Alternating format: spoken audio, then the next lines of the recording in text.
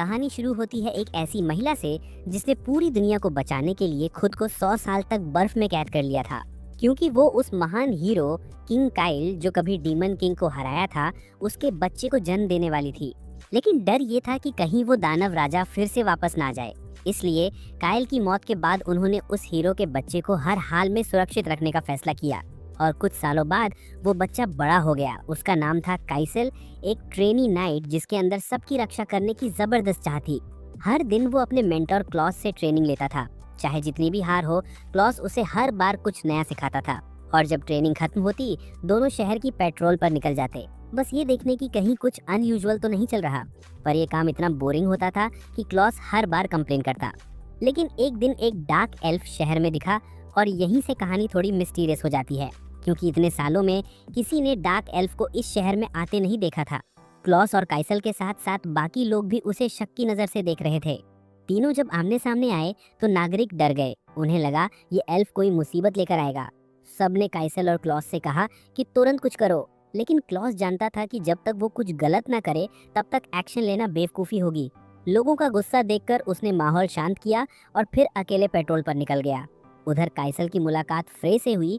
उसकी बचपन की दोस्त और एक प्रीस्टेस दोनों पुराने दिनों को याद करने लगे। ऑर्फनेज की वो पल जब वो और क्लॉस सूरज ढलने तक खेलते थे और फिर डांट खाते थे। फ्रे को याद आया कि जब सब डर के मारे रो रहे थे तब काइसल वहीं थक कर सो गया था। क्लॉस की डिटर्मिनेशन देखकर वो हमेशा इंस्पायर्ड रही। फ्रे ने काइसल को मोटिवेट किया। उसे यकीन था कि वो जल्द ही नाइट बन जाएगा। लेकिन काइसल अब भी खुद को कमजोर महसूस कर रहा था, क्योंकि वो उस डार्क एल्फ को रोक नहीं पाया था। इस बीच रॉयल पैलेस में एक शॉकिंग खबर आई। राजकीय जंगल यानी रॉयल फॉरेस्ट में मॉन्स्टर्स दिखे हैं। राजा डर गया कि कहीं 100 साल पहले वाली ट्रेजेडी फिर से ना दोहराई जाए, इसलिए उसने तुरंत एक स्काउट टीम भेजने का आदेश दिया। तभी लॉर्ड मोराहामे नाम का व्यक्ति उसी डार्क एल्फ को लेकर महल पहुंचा जिसे काइसल ने देखा था। सभी हैरान थे, लेकिन मोराहामे ने कहा कि ये कोई साधारण व्यक्ति नहीं बल्कि रहित है, ब्लैक एज नाम की एलाइट मर्सनरी ग्रुप का लीडर। उसने सुझाव दिया कि जंगल की जांच ब्लैक एज करे, क्योंकि रहित अकेला 100 लोगों के बराबर है। पर काउंसिल में कई लोग इस बात से भड़क उठे। उन्हें डार्क एल्व्स पर भरोसा नहीं था। मोराहामे ने चालाकी से जवाब दिया और उन लोगों की हिपोक्रेसी पर वार किया जो सिर्फ अपने पॉलिटिकल फायदों में डूबे हुए थे। बाहर से झुकने का नाटक करते हुए भी उसने अपनी चाल चल दी। कुछ वक्त बाद क्लॉस ने काइसल को बताया कि वो ग्रान और फ्लैग के साथ स्काउटिंग मिशन पर जा रहा है। उसने काइसल से कहा, जब तक मैं लौटूं तब तक लगातार प्रैक्टिस करते रहना। काइसल थोड़ा उदास था, लेकिन क्लॉस ने उसे याद दिलाया कि शांति की रक्षा ही नाइट का असली धर्म है। लेकिन असली ट्विस्ट तो यही था, क्योंकि उसी वक्त रहित और उसका ब्लैक एज दल एक सीक्रेट जगह पर इकट्ठा होकर ऑरवेलिया राज्य से बदला लेने की प्लानिंग कर रहे थे। उनका प्लान साफ था, किंगडम पर कब्जा करना। डीमन एक्सप्लोरेशन मिशन तो बस एक एक्सक्यूज था। दिन बीतते गए, लेकिन क्लॉस की टीम वापस नहीं आई। पैलेस में टेंशन बढ़ती जा रही थी। उधर जंगल में क्लॉस की टीम को पहले कुछ नहीं मिला, लेकिन जैसे ही उन्होंने अलर्टनेस छोड़ी, मॉन्स्टर्स के झुंड ने अचानक घात लगा दी। भयंकर लड़ाई हुई। फ्लैग बुरी तरह घायल हुआ, फिर ग्रान भी गिर गई। क्लॉस ने ग्रान से कहा, राजा को सब बताना, मैं इन्हें रोकूंगा। और वो वहीं लड़ते हुए रुक गया, एक ट्रू नाइट की तरह। राजधानी में हड़कंप मच गया जब पता चला कि पूरी टीम में सिर्फ ग्रान जिंदा लौटी है, वो भी मौत के करीब। उसने बताया कि उन्होंने अनगिनत मॉन्स्टर्स का सामना किया था। फिर से काउंसिल में बहस शुरू हो गई कि अब क्या किया जाए। मोराहामे फिर उठा, ब्लैक एज को भेजो। उसने कहा कि ज्यादा सैनिक भेजना बेवजह मौतें बढ़ाएगा। उसकी बात धीरे धीरे सबको माननी पड़ी। जब काइसल को पता चला कि सिर्फ ग्रान लौटी है तो वो टूट गया। उसे समझ आ गया कि शायद क्लॉस अब नहीं रहा। फ्रे ने उसे संभालने की कोशिश की, लेकिन काइसल ने फैसला ले लिया, मुझे क्लॉस को ढूंढना ही होगा। वो जानता था कि ये मिशन खतरनाक है, पर उसने ठान लिया था अब वो किसी अपने को खोने नहीं देगा। फ्रे भी डटी रही। मैं भी चलूंगी, उसने कहा। एक प्रीस्टेस की स्किल्स वहाँ काम आएंगी, और क्लॉस ने मुझे तुम्हारी देखभाल की जिम्मेदारी दी है। कोई भी उन्हें रोक नहीं पाया, और इस तरह काइसल और फ्रे ने ऑरवेलिया छोड़कर रॉयल फॉरेस्ट की ओर अपनी खतरनाक जर्नी शुरू कर दी, जहाँ असली कहानी तो अभी बस शुरू होने वाली थी। वे दोनों अंधेरे जंगल के अंदर गहराई तक बढ़ते गए, और थोड़ी देर बाद वो उस जगह पर पहुंचे जहां कभी क्लॉस की टीम ने लड़ाई की थी। लेकिन अब वहां बस तबाही का सन्नाटा था। हर तरफ गिरे हुए नाइट्स के डेड बॉडीज बिखरे पड़े थे, जिनमें फ्लैग भी शामिल था। काइसल का दिल एक पल के लिए थम गया जब उसकी नज़र क्लॉस की जानी पहचानी शील्ड पर पड़ी, जो एक लाश के पास जमीन में गड़ी हुई थी। उसने डरते हुए वो बॉडी पलटी, लेकिन राहत की बात यह थी, वो क्लॉस नहीं था। काइसल के अंदर उम्मीद की एक हल्की सी किरण जाग उठी, लेकिन तभी वो पूरी तरह टूट गया। निराशा और गुस्से में उसने फ्रे की आवाज़ों को नज़रअंदाज करते हुए अकेले ही क्लॉस को ढूंढने के लिए दौड़ लगा दी। कुछ ही देर में दोनों खुद को राक्षसों के एक झुंड से घिरा हुआ पाते हैं। काइसल ने तलवार उठाई और सीधे उन पर टूट पड़ा, लेकिन एक ट्रेनी नाइट की ताकत उन मॉन्स्टर्स के सामने कुछ भी नहीं थी। और तभी कहानी लेती है एक डार्क टर्न। अचानक एक रहस्यमयी महिला राक्षस वहां आ जाती है। उसकी चालों में एक अजीब एलिगेंस थी। उसने काइसल को ऐसे धक्का दिया जैसे वो उससे खेल रही हो। उसकी आंखों में एक अजीब सी पहचान थी और वो सॉफ्टली कहती है, तुम बिल्कुल उसी की तरह दिखते हो। काइसल और फ्रे बुरी तरह हार चुके थे। मौत बस एक कदम दूर थी। लेकिन तभी हवा में तलवारों की आवाज गूंजती है। ब्लैक एज का मर्सिनरी ग्रुप वहां पहुंच चुका था, जिसकी अगुवाई डार्क एल्फ रहित कर रहा था। ब्लैक एज ने पलक झपकते ही सारे मॉन्स्टर्स का सफाया कर दिया और वो रहस्यमयी डीमन वुमन पीछे हट गई। काइसल और फ्रे ने उनका धन्यवाद कहा, लेकिन रहित का जवाब कोल्ड था। हम यहाँ तुम्हें बचाने नहीं आए, बस ऑर्मेलिया का मॉन्स्टर एक्सटर्मिनेशन मिशन पूरा कर रहे हैं। जब काइसल ने अपनी स्काउटिंग टीम के बारे में पूछा तो ब्लैक एज के एक सोल्जर ने साफ कहा, वो सब मर चुके हैं। काइसल ने इस सच्चाई को मानने से इनकार कर दिया। मर्सिनेरीज वहां से चले गए और काइसल व फ्रे बस चुपचाप खड़े रह गए। गिल्ट और हेल्पलेसनेस के बीच काइसल खुद को कोस रहा था कि वो किसी की रक्षा नहीं कर सका। फ्रे उसके पास बैठ गया और अपने हीलिंग मैजिक से उसके घाव भरने की कोशिश करने लगा। तभी वहां दो नए चेहरे आए। एक चीयरफुल लड़की क्लियो जो खुद को मैजिशियन बताती है, और उसका पार्टनर रॉय जो उसका बॉडीगार्ड था। क्लियो स्माइल करते हुए कहती है कि उन्हें डोमिनिक्स नाम के व्यक्ति ने काइसल और फ्रे को ढूंढने के लिए भेजा है। डोमिनिक्स? ये सुनते ही दोनों चौंक गए। ये वही बूढ़ा विजार्ड था जो कभी ऑर्फनेज में उनसे मिलने आया था। क्लियो ने बताया कि डोमिनिक्स असल में एक ग्रेट सेज हैं और उन्होंने उन्हें सेज टावर में बुलाया है, जहां सिर्फ चुने हुए लोग ही जा सकते हैं। फिर क्लियो ने एक मंत्र बोला और देखते ही देखते आकाश से एक विशाल टावर उठ खड़ा हो गया। काइसल और फ्रे उस नज़ारे को देखकर लिटरली स्टन्ड रह गए। क्लियो और रॉय के साथ वो टावर में दाखिल हुए, जहां उनकी मुलाकात फिर से डोमिनिक्स से हुई। डोमिनिक्स बिल्कुल वैसे ही लग रहे थे जैसे सालों पहले दिखे थे। उन्होंने अपनी असली पहचान बताई और कहा कि वो हमेशा से उन पर नजर रख रहे थे। फिर वो उन्हें एक कमरे में लेकर गए और वहां काइसल ने देखा क्लॉस जख्मी हालत में बिस्तर पर पड़ा है, लेकिन जिंदा है। काइसल की आंखों में उम्मीद लौट आई। डोमिनिक्स ने बताया कि क्लियो और रॉय ने डिमोनिक एक्टिविटी को महसूस किया और मदद के लिए दौड़े, लेकिन जब वे पहुंचे तो क्लॉस ही अकेला सर्वाइवर था। कुछ देर बाद क्लॉस को होश आया। वो काइसल और फ्रे को देखकर शॉक्ड था। उन्होंने सब एक दूसरे से बात की, सब कुछ बताया। क्लॉस ने ये कंफर्म कर दिया कि ग्रांड अभी भी जिंदा है और वो वापस कैसल चली गई थी रिपोर्ट देने। काइसल ने फिर उस महिला डीमन के बारे में बताया, लेकिन क्लॉस ने कहा कि उसकी टीम ने तो बस स्केलेटल डीमन से ही लड़ाई की थी, जिसका मतलब साफ था कि वो महिला राक्षस किसी और फैक्शन की थी। थोड़ी देर बाद जब क्लॉस रेस्ट कर रहा था, क्लियो और फ्रे अकेले बात कर रहे थे। क्लियो ने बताया कि वो भी एक ऑर्फन है जिसे डोमिनिक्स ने पाला है। शायद इसी वजह से दोनों के बीच एक इमोशनल बॉन्ड बन गया और जल्द ही दोनों अच्छे दोस्त बन गए। रात ढलने के बाद फ्रे ने काइसल को अकेले बैठे पाया। वो किसी गहरी सोच में डूबा हुआ था। काइसल ने अपने पास्ट के जख्म खोले। उसने बताया कि कैसे उसकी माँ ने एक राक्षस के हमले से उसे बचाने के लिए अपनी जान दे दी थी। वो मेमोरी उसे हमेशा हॉन्ट करती और शायद यही रीजन था कि वो खुद को और मजबूत बनाना चाहता था ताकि वो अपने प्रियजनों की रक्षा कर सके। लेकिन रियलिटी बहुत ब्रूटल थी। उसे महसूस हुआ कि वो अब भी पावरलेस है। इसी बीच ओरवेलिया में ब्लैक एज वापस लौट चुका था। उन्होंने रॉयल कोर्ट में एक डीमन का कटा हुआ सिर पेश किया और पूरे दरबार में डर का माहौल छा गया। लॉर्ड एल्मोराहिम ने इस मौके का फायदा उठाया और कहा कि अब वक्त आ गया है कि सारी रेसेस मिलकर डीमंस के खिलाफ खड़ी हों, ठीक वैसे ही जैसे महान राजा काइल ने 100 साल पहले किया था। लेकिन फिर पर्दे के पीछे की सच्चाई सामने आई।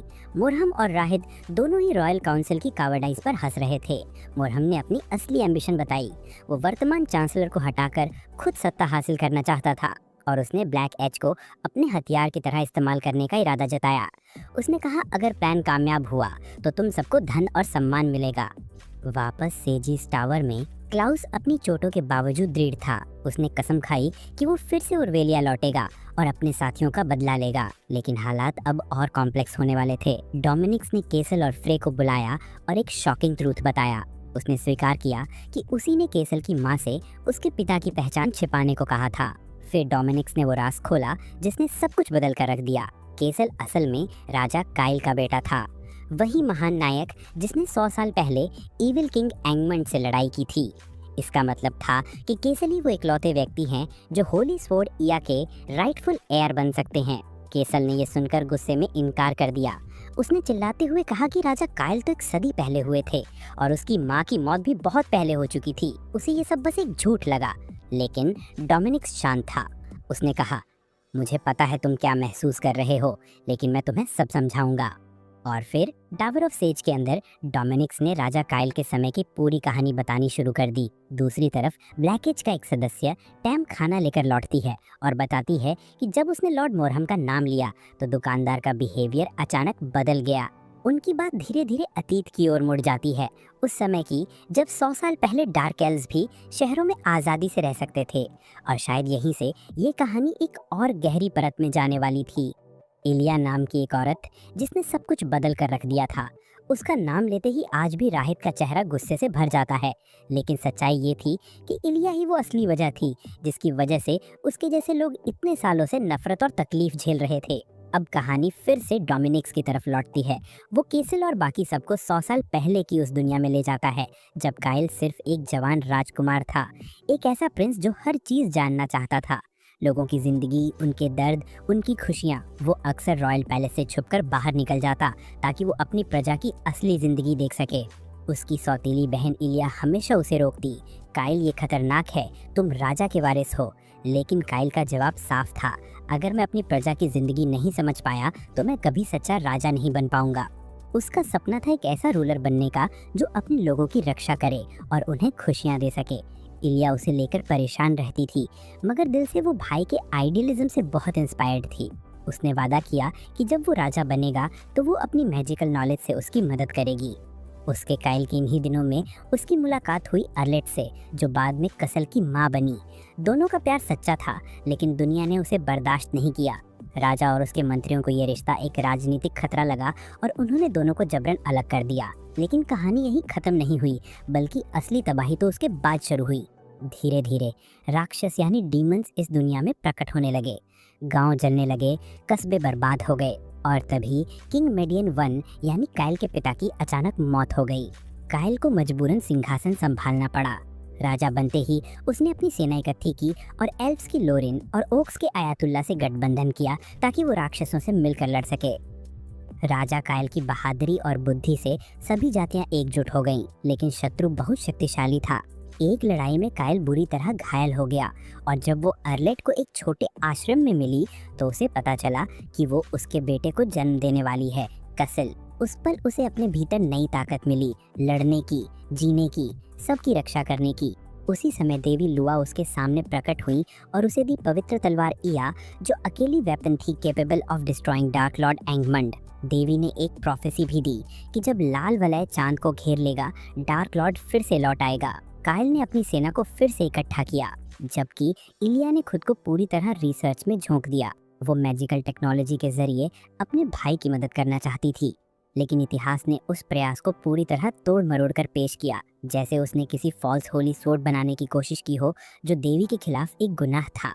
फिर आया वो मनहूस दिन। आसमान में लाल रिंग बन चुका था, रात का सूरज चांद से मिल चुका था। एक जादूगर माल्डक ने फॉरबिडन मैजिक से एक इंटरडायमेंशनल रिफ्ट खोला और डार्क लॉर्ड एंगमंड को बुला लिया। काइल ने अपनी होली सोर्ड इया संभाली और अपने साथियों के साथ युद्ध के लिए निकल पड़ा।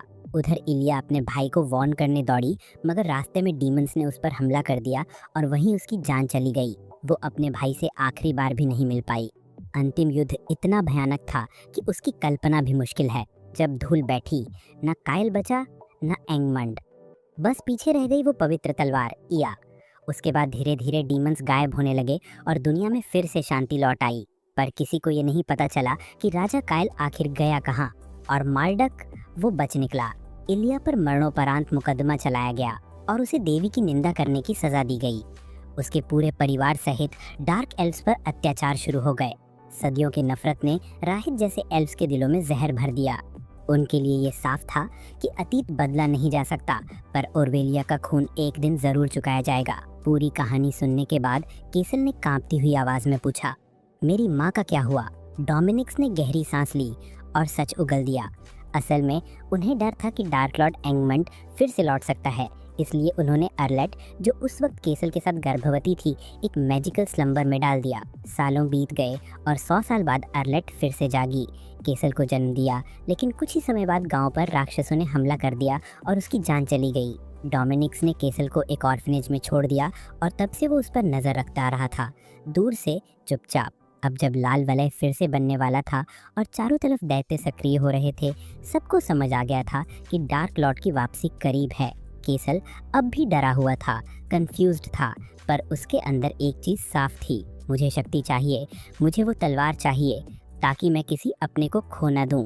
उसने डोमिनिक से पूछा, यह कैसे हासिल होगी? डोमिनिक्स ने कहा, पहला कदम है इलीडा फॉरेस्ट जाना। वहाँ लोरिन, जो एक महान ऋषि और तुम्हारे पिता के साथी थे, तुम्हारा इंतजार कर रही हैं। डोमिनिक्स खुद टावर ऑफ सेज से बाहर नहीं जा सकता था, इसलिए उसने क्लियो और रॉय को केसल और फ्रे के साथ भेजा। क्लियो तो प्रैक्टिकली उछल पड़ी। फाइनली कुछ एडवेंचर मिलेगा, उस बोरिंग टावर से छुटकारा। केसल ने रवाना होने से पहले क्लाउस से मुलाकात की, जिसने सबको सुनकर शॉक में आ गया, पर अपने दोस्त के फैसले का पूरा सपोर्ट किया। उसने कहा, जब तक तुम वहाँ हो मैं ओरवेलिया की रक्षा करूंगा। और यहीं से केसल की नई जर्नी शुरू होती है, अपनी असली पहचान जानने और सबकी रक्षा करने की ताकत हासिल करने की। फ्रे, क्लियो और रॉय के साथ वो इलीडा फॉरेस्ट की ओर निकल पड़ा। जंगल में दाखिल होते ही क्लियो ने मजाक में कहा, सीरियसली ये तुम्हारा लेजेंडरी फॉरेस्ट है? मैं तो किसी ग्रैंड जगह की उम्मीद कर रही थी। वो क्लियरली डिसअपॉइंटेड थी और उसे अभी भी यकीन नहीं था कि केसल जैसा आम लड़का किंग काइल का बेटा हो सकता है। फ्रे ने काम होकर कहा, शायद हमें खुद लुआ ने यहाँ भेजा है। उनकी बातें चल ही रही थीं कि अचानक हवा भारी हो गई। कई डीमंस उन पर टूट पड़े। रॉय ने बिजली जैसी स्पीड में उन्हें काट डाला, लेकिन इससे पहले कि वो सांस लेते एक और लहर आ गई। हालात बिगड़ने ही वाले थे, तभी एक वुमन आर्चर प्रकट हुई। एक ही तीर से उसने सारे डीमंस खत्म कर दिए। वो धीरे धीरे उनके पास आई। उसका चेहरा शांत मगर आंखों में सटीकता थी। उसने कहा, मैं सेलिने हूँ, मेरी गुरु लोरिन ने तुम्हारा इंतजार करने को कहा था। सब स्टंड थे। सेलिने ने ठंडे लहजे में कहा, मुझे तुम्हें अकेले ले जाने का आदेश है। क्लियो तुरंत भड़क गई, एक्सक्यूज मी, अकेले क्यों? लेकिन केसल ने सिर हिला दिया और कहा, लेट्स जस्ट गो। जैसे ही वे गहराई में गए, हवा और ठंडी और माहौल और ज्यादा हॉस्टाइल होता चला गया। उनके चारों ओर एल्स की छिपी हुई आवाजें फुसफुसा रही थीं। इंसान, ये जगह तुम्हारे लिए नहीं है। वो लोग इंसानों को करप्टेड क्रीचर्स कह रहे थे और उन्हें तुरंत वहां से जाने की वार्निंग दे रहे थे। क्लियो का गुस्सा एकदम भड़क गया। वो जवाब देना चाहती थी, पर काइसल ने शांत रह के कहा, हम आउटसाइडर्स हैं, अननेसेसरी ट्रबल नहीं चाहिए, बस जल्दी से मास्टर लॉरेन तक पहुंचना है। टीम आगे बढ़ी, लेकिन अचानक सेलिन गायब हो गई। सब हैरान रह गए। कुछ ही देर में उन्हें एहसास हुआ कि वो एक डेड एंड पर पहुंच गए हैं। तभी रॉय को याद आया, एलाडोरा फॉरेस्ट को लॉस्ट फॉरेस्ट भी कहा जाता है।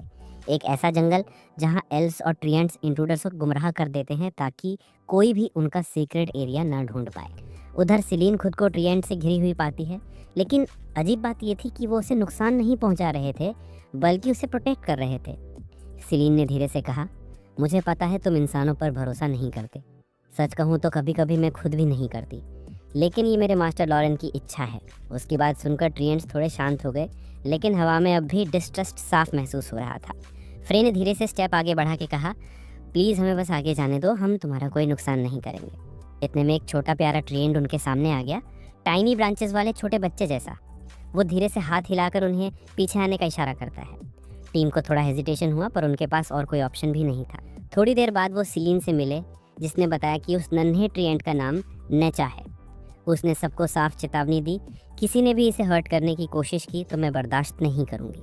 रात हो चुकी थी, इसलिए सबने वहीं कैंप लगाने और आराम करने का फैसला किया। पर उस रात काइसल ने सबको शॉक दे दिया। उसने एक बेहद जहरीला दिखने वाला मशरूम उठाया और बिना सोचे खा लिया। सब हैरान रह गए, लेकिन उसने हंसते हुए कहा, रिलैक्स, टेस्ट तो सरप्राइजिंगली अच्छा है। धीरे धीरे काइसल और नेचा, जिसे क्लियो प्यार से चिपाई कहने लगी, के बीच एक दोस्ती पनपने लगी। वो दोनों साथ खेलते, ब्रांचेस से तलवारबाजी करते और छोटी छोटी बातें शेयर करते। काइसल ने नेचा को ब्रांच को स्वॉर्ड की तरह पकड़ना सिखाया। सेलिन दूर से देख रही थी और उसके मन में पहली बार डाउट उठा, क्या इंसान सच में उतने बुरे हैं जितना मैं सोचती थी? दूसरी ओर फ्रे, क्लियो और रॉय कैंप फायर के पास बैठे सेक्रेट स्वॉर्ड या के चर्चा कर रहे थे। रॉय ने कहा, किंग काइल को डेस्टिनी ने चुना था, लेकिन काइसल को खुद मेहनत करनी होगी ताकत के लिए। उन्होंने ये भी सोचा कि सेक्रेट स्वॉर्ड की असली पावर क्या है और डार्क लॉर्ड एंगमंड की वापसी के पीछे असल कारण क्या हो सकता है। क्लियो बोली, इतिहास में सेक्रेट स्वॉर्ड और एंगमंड सिर्फ एक बार ही प्रकट हुए थे। रॉय ने जवाब दिया, शायद 100 साल पहले हीरोज ने डार्क लॉर्ड को उनकी दुनिया में पूरी तरह प्रवेश करने से पहले ही रोक दिया था, और अब हमारी ड्यूटी है काइसल को तैयार करना। रात गहरी हो चुकी थी, लेकिन तभी अचानक एक जोरदार आवाज़ आई जिसने सबको जगा दिया। उन्होंने देखा एक जाइगेंटिक ट्रीएंट पर किसी डार्क मॉन्स्टर ने कब्जा कर लिया था। वो अनकंट्रोलेबली रेज में था और चारों तरफ तबाही मचा रहा था। सेलिन ने चौंक कर कहा, यहाँ कोई डिमोनिक एनर्जी है, इसने ट्रीएंट को करप्ट कर दिया है। अराजकता के बीच उस मॉन्स्टर ने चिभाई को पकड़ लिया। क्लियो डर गई क्योंकि वो फायर मैजिक नहीं चला सकती थी, क्योंकि चिभाई को चोट लग सकती थी। सब असहाय खड़े थे। तभी जब चिभाई ऑलमोस्ट क्रश होने वाला था, काइसल दौड़ा और उसे बचाने की कोशिश की, लेकिन थॉर्नी वाइन्स ने उसे पकड़ लिया। मॉन्स्टर ने उसे निगलने के लिए अपना मुंह खोला, पर तभी चिबाई ने अपनी छोटी सी ब्रांच स्वॉर्ड को उठाया और पूरे जोर से मॉन्स्टर की तरफ फेंक दी। वो काइसल की जिंदगी बचाने वाला पल था, लेकिन उसी पल मॉन्स्टर ने पलटकर काइसल की आंखों के सामने चिबाई को मार दिया। उस दृश्य ने काइसल के अंदर की आग जला दी। वो टूट गया और रेज में भरकर मॉन्स्टर पर टूट पड़ा। वो तब तक वार करता रहा जब तक कि उसकी तलवार खून से टपकने नहीं लगी। फ्रे और सीलिन चिल्लाते रहे, काइसल बस करो, पर वो सुन नहीं रहा था। वो बस उस बेजान दरी पर वार करता जा रहा था, अपने गुस्से में डूबा हुआ। आखिरकार वो गिर पड़ा, एग्जॉस्टेड, शैटर्ड। तभी हवा में मास्टर लॉरेन की आवाज़ गूंजी, सेलिन, क्या यही वो है जो सेक्रेट स्वॉर्ड का हकदार है? लॉरेन प्रकट हुई।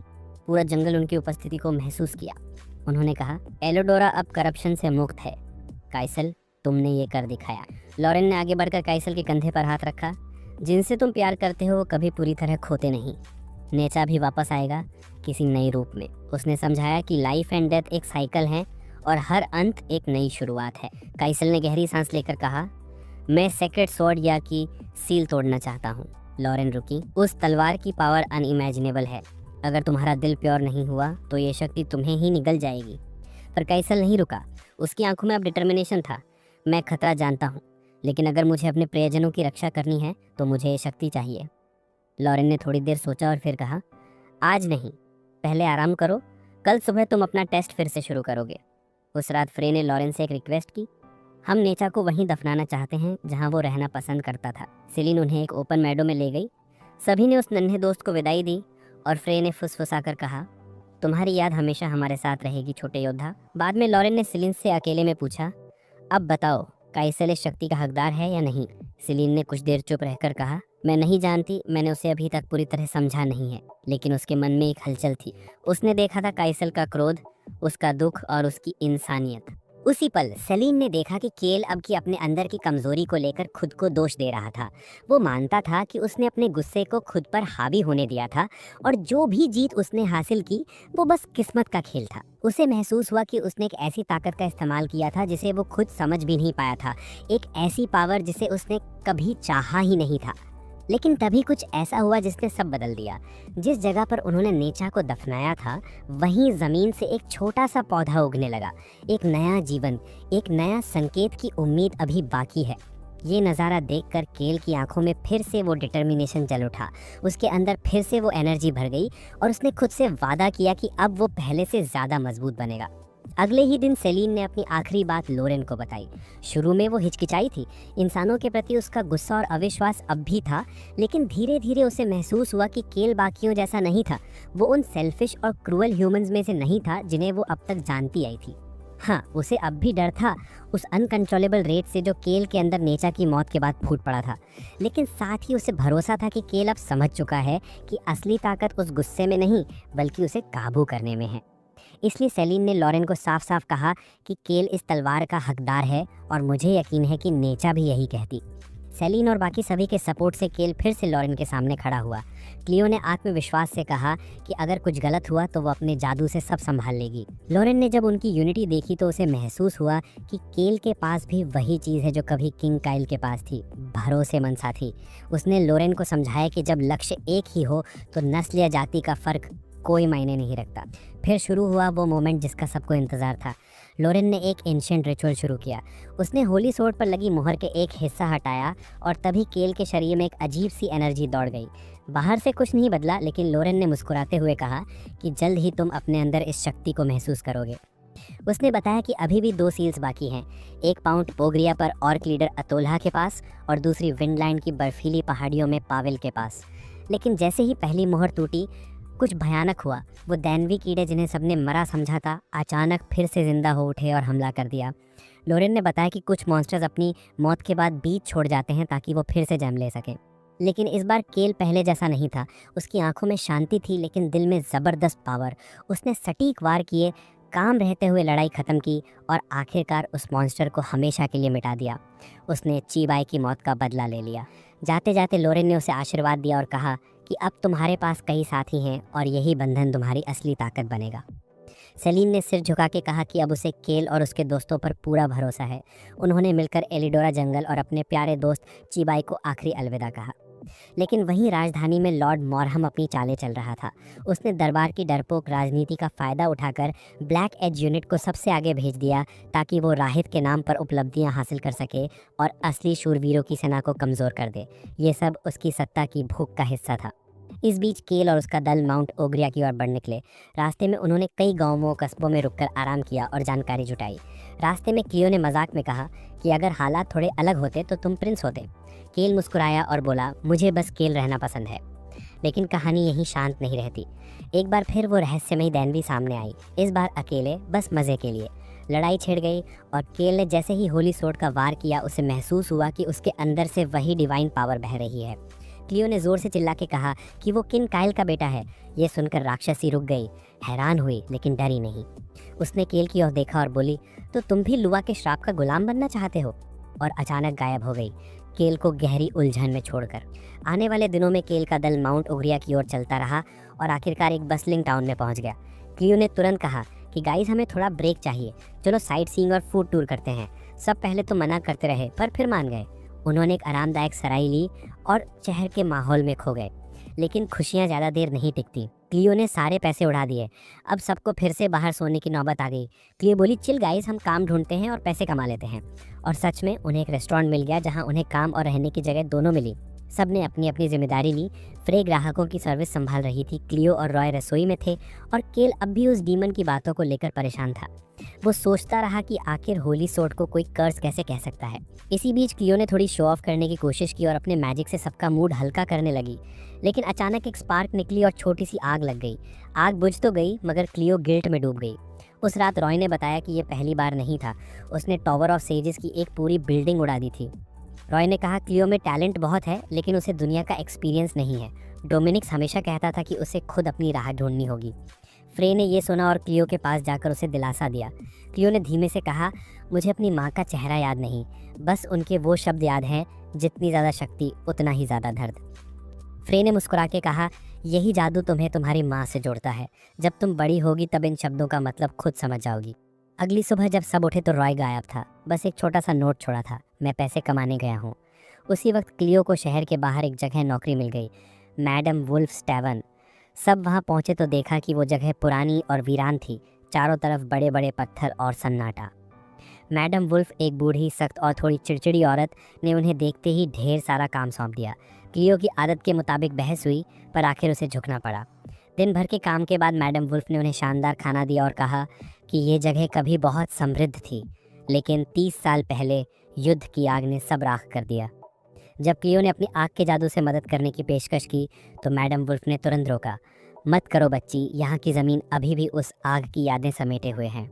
और यहीं से कहानी एक नए मोड़ पर पहुँचती है, क्योंकि क्लियो, केल और बाकी सबको अंदाज़ा नहीं था कि उस रात वो जिस जगह पर सोने वाले हैं वहाँ पर कुछ ऐसा छिपा है जो उनकी ज़िंदगी हमेशा के लिए बदल देगा। उस दिन मैडम वुल्फ की आंखों में वो आग अब भी जल रही थी जिसने उसकी पूरी ज़िंदगी निगल ली थी।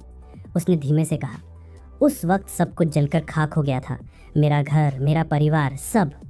चारों तरफ जो चट्टानें दिख रही थी वो असल में कब्र थी, उन लोगों की जो कभी उस शहर में रहते थे। वो बोली, मैं आग की ताकत को बहुत अच्छे से जानती हूँ। पहले भी एक जादूगर ने हमें बचाने की कोशिश की थी लेकिन उसी कोशिश ने और बड़ी तबाही ला दी थी। ये बात क्लियो के दिल में गहराई तक उतर गई। उसे अपनी माँ के शब्द याद आए, जितनी बड़ी ताकत उतनी बड़ी जिम्मेदारी। एक छोटी सी गलती सब कुछ खत्म कर सकती है।